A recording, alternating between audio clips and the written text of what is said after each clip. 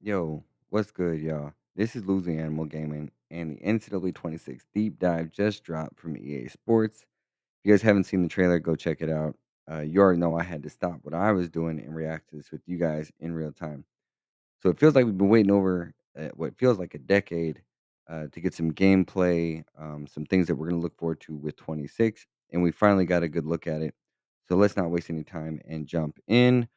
First, before we do that, let me just say if you guys have not been to the channel before, and you like gameplay tip videos, formation breakdowns, deep dives, things of that nature, consider liking and subscribing to the channel. That helps me a lot. Puts out more content for the community so we can all get better. All right, with that saying, let's jump in here. One of the first things that we're going to talk about is the dynamic subs feature. There's a lot to unpack here, but dynamic subs. Um, what's interesting about this feature is it looks like it's gonna let you sub mid-play, or once you've selected your play call, you can sub people based on their wear and tear.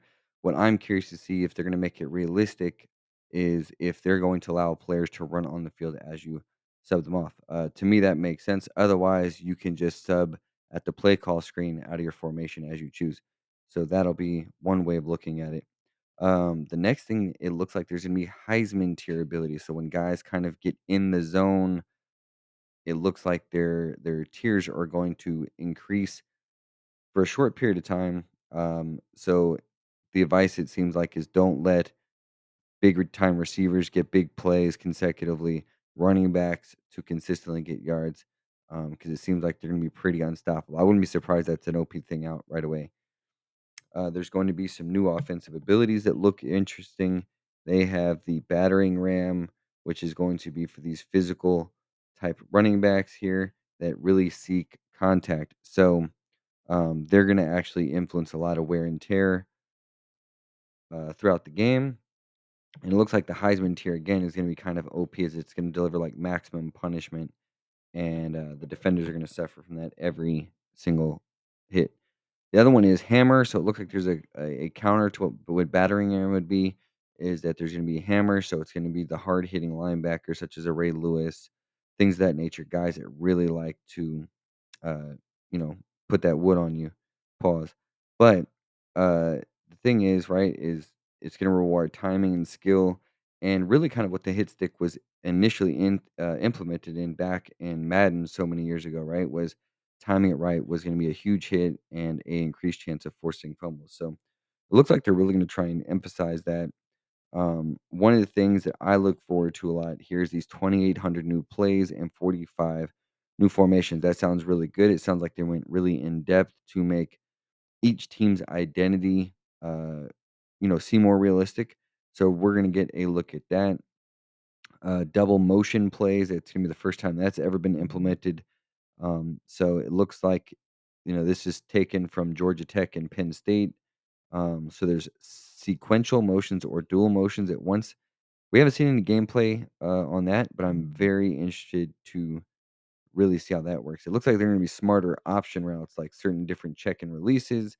And what option routes are, if you guys don't know, is when a running back will come out of the backfield, and based on man or zone, he may sit down, or if it's a man, he may run like an in route or an out route or whatever the route is that's his option. So some of these different formations look really cool. You got Penn State's shotgun gate, and then swinging gate variants. Ole Miss has got a wildcat deuce. Rice is a playbook people have asked me to break down. They're going to have an interesting pistol wingback set. Western Kentucky's going to have a power eye. Duke's going to have this veer and shoot Y off trip stack look. So that's going to be interesting to see these implemented and just see if they're effective as well, right?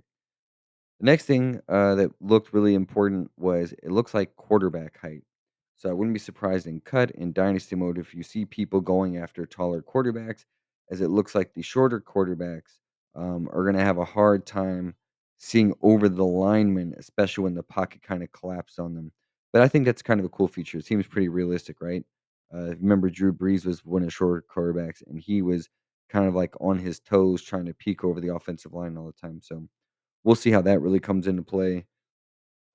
They've added a bunch of new different tackle animations, it looks like, through wrap catch tackles for the DBs. in-range lunge content, unprepped hit sticks, and then you have truck and stiff arm mechanics on the offensive side that looks like they have implemented that on a timing based thing to be really, really effective. One thing else on the defense here, it looks like they're talking about stunts and twist. What an interesting feature that is going to be is to see if you're going to look at the image on the screen for the defense, right? Is you can see the different stunts they have up there. Is that going to be formation based, or is it going to be something once you've chosen your play? You can only adjust, um, like, once you're on the field, like, pre-snap. So, that's a really cool feature. I'm sure there's gonna be some crazy OP blitzes with those stunts going on, only a matter of time. It looks like they added a playmaker feature for offensive line blocking. I'm not sure if I don't know. Like I said, I don't know if that was one thing people were clamoring for. So we'll see. Seems like there's like a lot of fluff through a lot of the stuff that they're trying to make it seem like they're changing about the game. So next thing here is obviously there's custom zones. I'm curious to see how that's implemented because it really seems like we have that with zone drops, but now you're going to be implementing it per play. And I'm not sure how many people are doing a lot of defensive adjustments to adjust singular guys as zones. So that will be interesting to see how that really comes up. On the flip side, you also have route committing. Route committing seems pretty cool because unlike just a pass commit, is you're going to have guys shading specifically inside, and they're going to actually finally play inside routes significantly better. And apparently, if you guess right, it's going to be some kind of clamped feature, and that's going to make it really, really rewarding for the defense, not so much for the offense. Um, and then you have defensive playbook updates. It looks like they're adding a couple new formations here with the 3-4 tight, 3-3-5 flex, single mug, and out of nickel and nickel 2-4. And then there's a nickel load and a nickel 2-4 load. So, bunch of different stuff they're adding in here. Again, bunch of new defensive plays that look interesting. We won't go through all those, but you're more than welcome to go and pause it here and see those plays for yourself. One of the other features that I think looks really cool is safety adjustments. Safety adjustments, um, how you can use the safety depth to bring them closer to line of scrimmage to play better run defense, or you can play deep to make sure they're not getting beat before the half or long yardage situations. And then you can also have them play what is spread, so where they're playing like more to the boundary, the sideline, or they can play really narrow and protect the seams. So really good things that they're putting in. Again, some stuff kind of remains to be seen. They said they've tuned the pursuit, and you're going to see players with low pursuit ratings unable to judge speed and take. Now, I'm not sure how I feel about that because I don't think the pursuit angles were great as it was going into this game.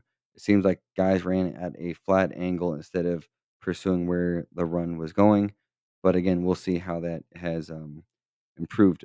Looks like there's gonna be a lot more bat downs from the defensive linemen. I mean, that sounds like a realistic feature, especially as the pocket is collapsing. And then there's double move improvements. So it looks like some of those wide receivers that got double move ability. And it's funny is, I know that double dip ability. I'm not sure how many people really, really used it like that, but I guess maybe that could be a good thing. The last thing here to touch on is the home field advantage. I'm not sure anybody was clamoring for the home field advantage to be more amped up, but it looks like that's what they've done. So I guess it's going to be a lot tougher to go on the road. That's going to be the uh, deep dive that NCAA 26 is releasing and the new abilities. And we hope to get some more information out here for you guys shortly. I'm also going to post a video here shortly of a potential ratings leak for all the teams and their top players. So stay tuned. Appreciate you guys.